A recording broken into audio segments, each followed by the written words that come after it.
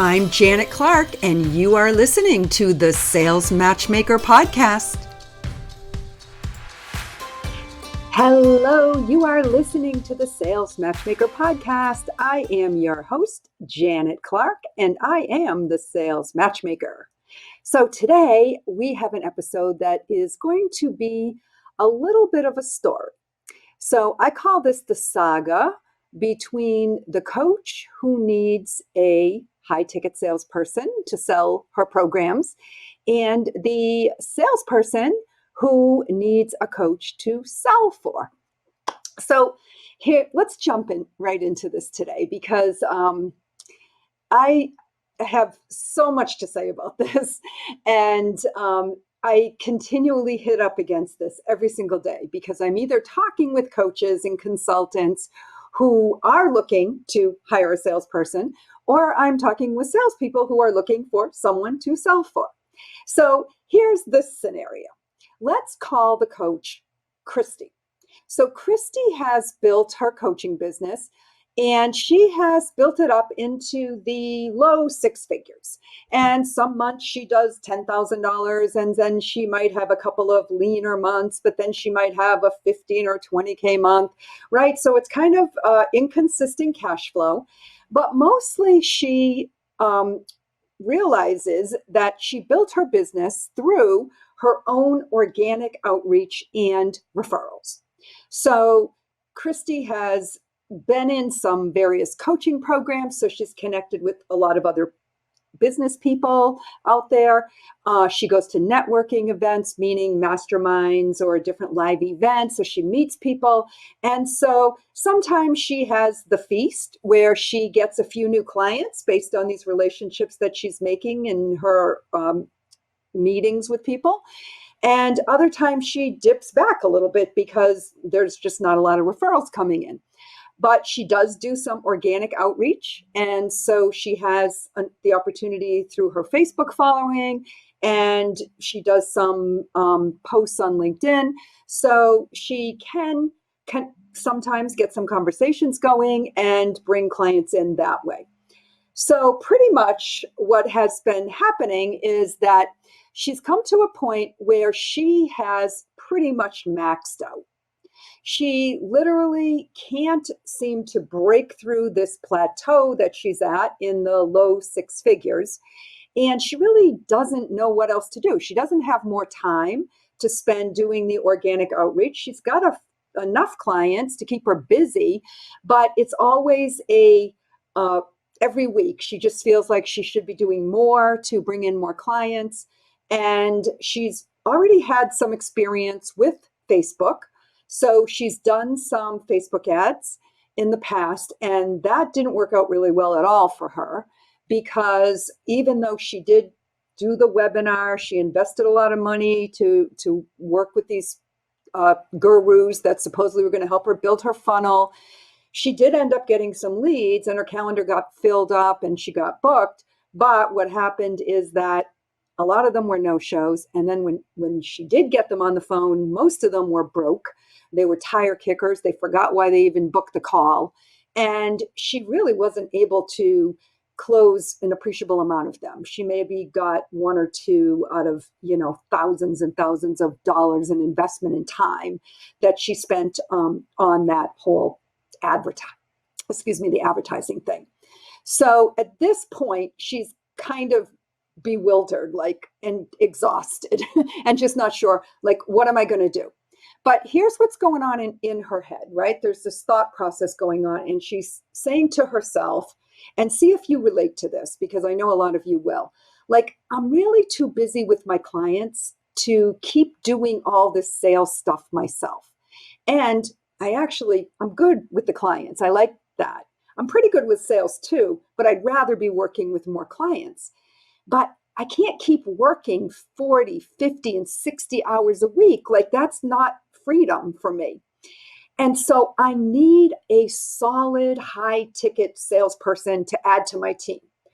I really need a closer, somebody who can come in here and I can stop having to take all these sales calls myself, and I can get a better balance with my time, and somebody else can take over my sales for me. Okay.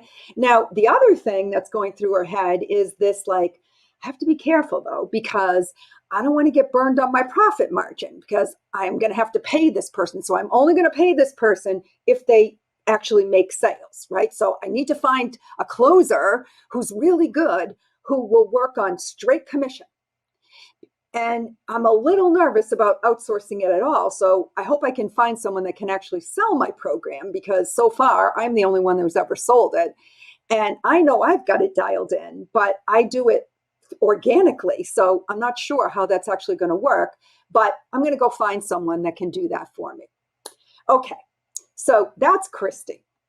Now let's meet Robin. Robin is a high ticket closer. And Robin is gung ho. She is so psyched up. She wants to get selling and she needs to find a coach, and she is ready to hit her 6-figure lifestyle.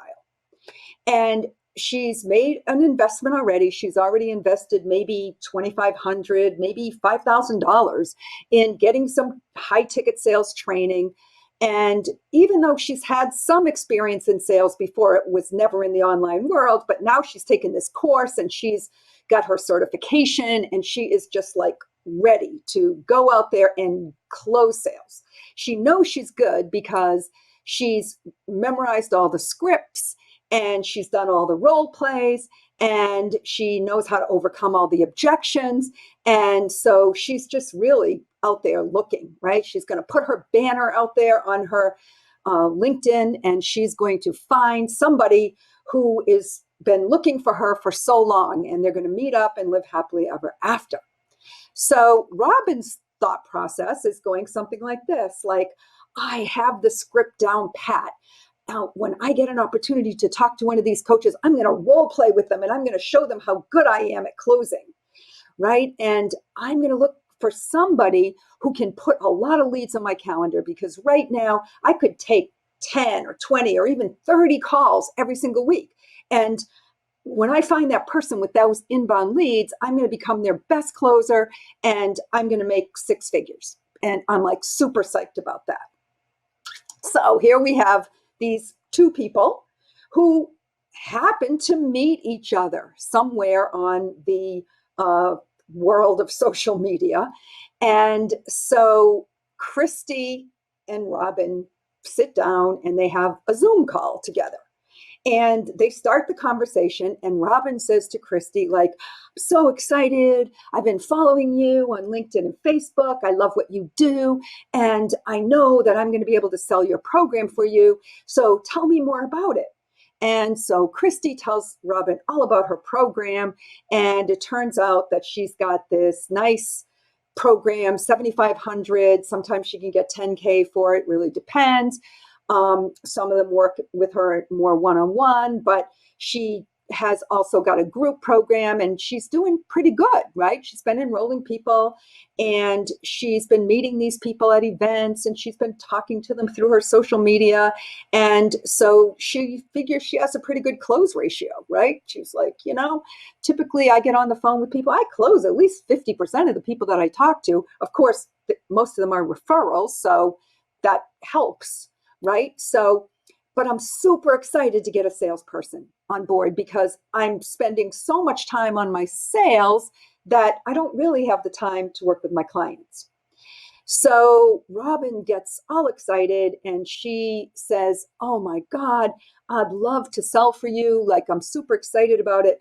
And then she asks the deal killing question, which is, so Christy, how many leads will you be able to give me every single week? That sound you hear right now, that is called crickets. Because Christy cannot answer that question. Because the truth of the matter is, she doesn't have any leads to put on Robin's calendar. So forlornly, Christy says, well, I really don't have that many leads. Mostly I just reach out through social media and I talk to people. And I have this great program and people absolutely love it. And I know that when you start talking to people, they're going to enroll and you're going to do great. I love your personality. I know you're going to be a good representative for my company. So here's what we can do. Like, I've got this database and you could call them and do some outreach, because there's lots of people that I've talked to in the past that haven't, weren't at the right time. But I'm sure if you do some outreach to them, some of them will be ready. And I can't really pay you, though, except on a commission basis. Like, I need to have somebody who is a commission only. All right. So now you can just feel the tension in the room, right? Like, oh my God, Robin is dying because she cannot believe what she just heard. And so she kind of says it and she blurts it out like, you don't have any leads. Whew, that's okay. Well, that's not what Robin expected, is it? No. She is looking for that coach that's going to come and give her 30 qualified leads every single week on her calendar. And because that's what she was led to believe is the reality. Now, the background to this story is that Robin has already actually had this same conversation with about 5 or 6 other coaches. And so this is really disheartening to her. And for Christy, it's kind of all new, because Christy's like just figured out that she really needs a salesperson, and she sees and been hearing about all these high ticket closers out there. So she decided she'd kind of venture off into these waters a little bit, right? So Christy goes on to explain, and she says, look, I don't do Facebook ads because I did them in the past and it really didn't work out for me. I burned through a lot of money and the leads weren't that good anyway. So they're not going to be leads that are going to even show up in a lot of cases. But I suppose I could try doing some more Facebook ad leads, but I've already gone down that path and I really don't want to invest any more money in that. I'm at the point right now where I want to grow my sales, but I just don't want to invest any more money. Okay, she's screwed, right? I mean, that's the truth. She's screwed. She can't, there's nothing she can do unless she wants to work more hours and sell some more on her own, because Robin wouldn't have a clue how to help her, even if she wanted to, because Robin has never been trained how to do prospecting, right? So the problem that we are all faced with out there in the marketplace of coaching right now will come down to this one word. And that one word is prospecting, or lack thereof. Now, look, salespeople are no longer taught that prospecting is part of the sales job. They feel like prospecting is the hard part of the job, which it is, right? It's the cold calling, the warm calling, the networking, the lead nurturing, the follow-up, all of these things that make more work for the salesperson. And a lot of these digital marketing agencies have come along and they have sold us on the fact that you don't have to do that anymore. Nobody has to do any of that prospecting anymore. That's all dead. And the only thing you have to do is automate this whole process, and these leads will show up on the calendar, and a good closer is going to be able to close those leads. Okay? Well, guess what? It's not true. It is not true. The truth is that you can't automate relationships. You can't automate trust. You can't automate personal interactions. And even though we have these online social media platforms, we still have to interact one-to-one as human beings.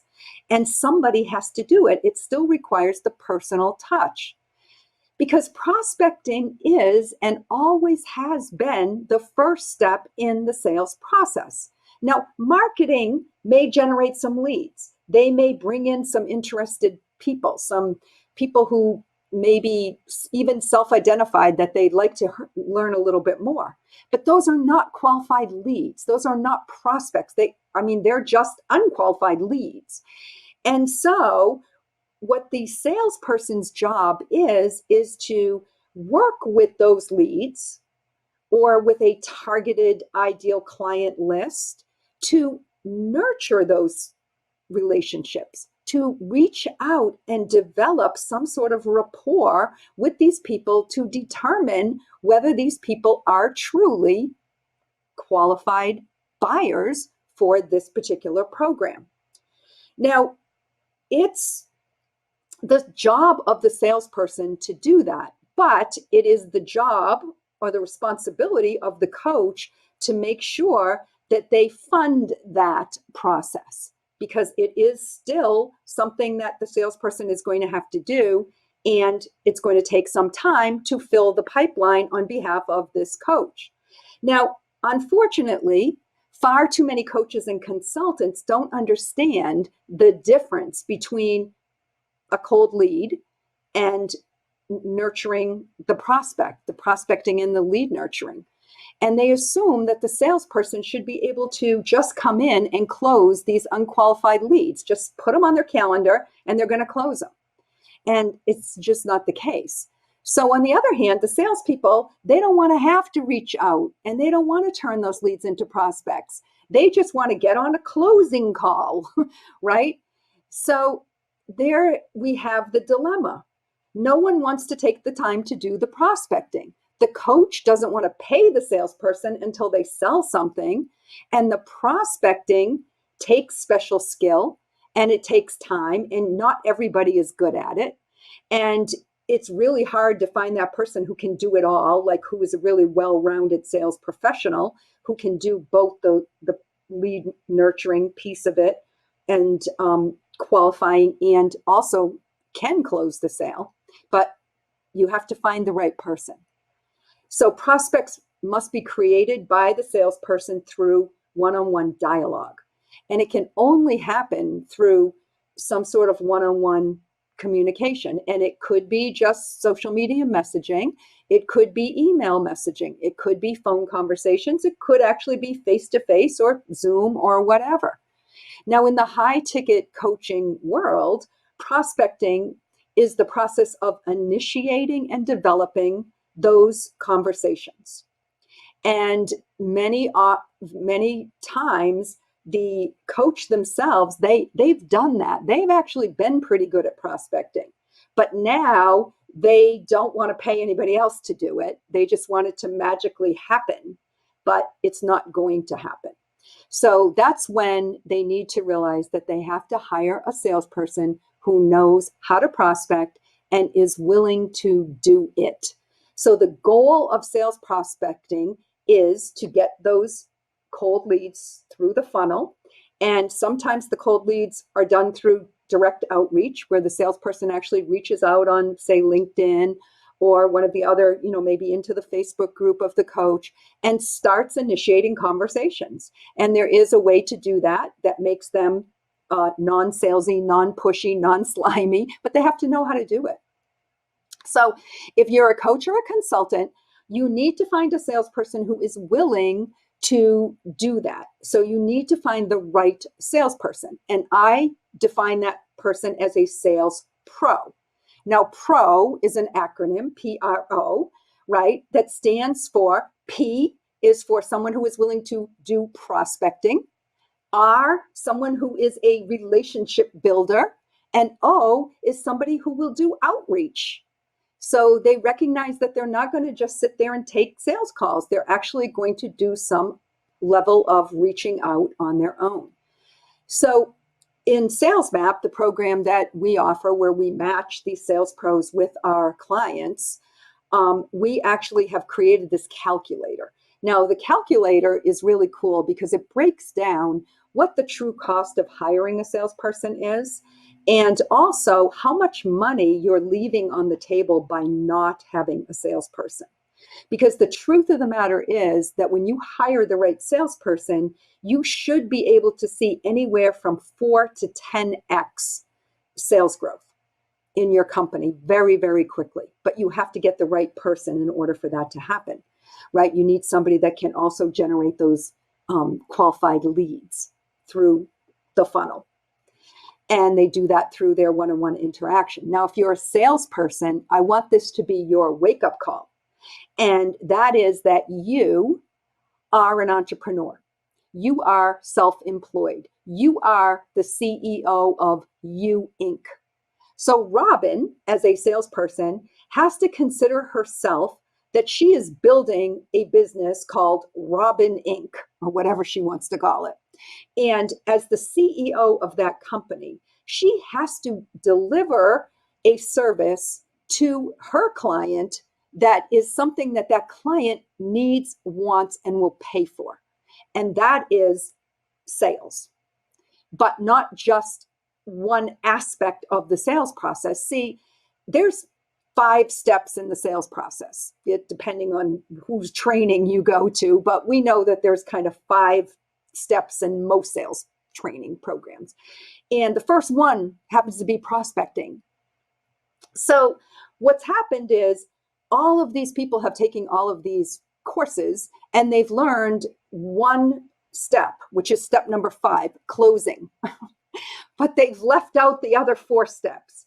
So what you need to do if you're a salesperson is get yourself back into a program that's going to teach you how to do all of it.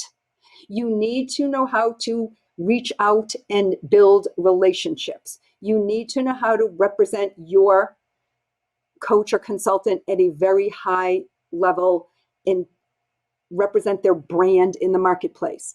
You need to know how to message. You need to understand the product knowledge so that you can communicate with their ideal clients. You need to nurture those relationships and build trust. You're not out there on social media selling. You're out there filling the pipeline.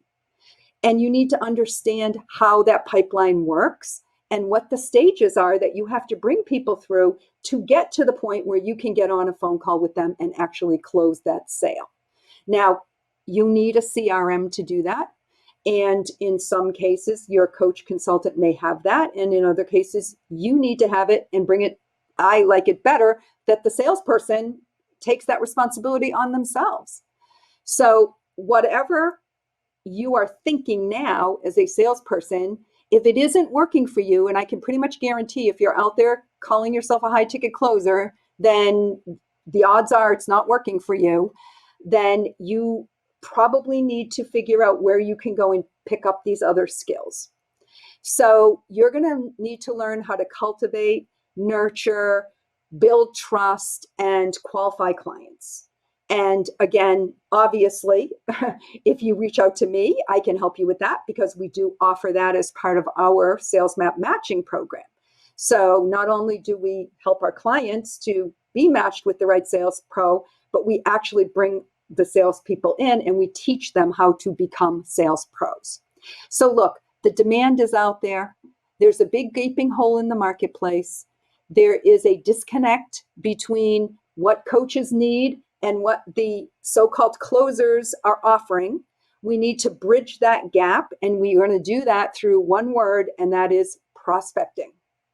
So these are my words of wisdom for this week. You'll probably be hearing me talk more about this subject because you can tell it kind of fires me up. And in a way, it's like, it's kind of blows my mind because I'm old school, right? And I learned sales and prospecting was part of it. When I worked for AT&T, nobody gave me leads, right? They gave me a territory and said, there you go sell. And it took a while to build up that pipeline. But once that activity starts and the prospecting happens and the lead nurturing starts to happen, then the appointments start happening and then the sales start coming in and then everybody lives happily ever after. Okay, so until next week, happy selling, and I will be back with something awesome next week. I don't know what it's going to be yet, but anyway, bye for now. Thank you for listening to this week's episode of the Sales Matchmaker Podcast.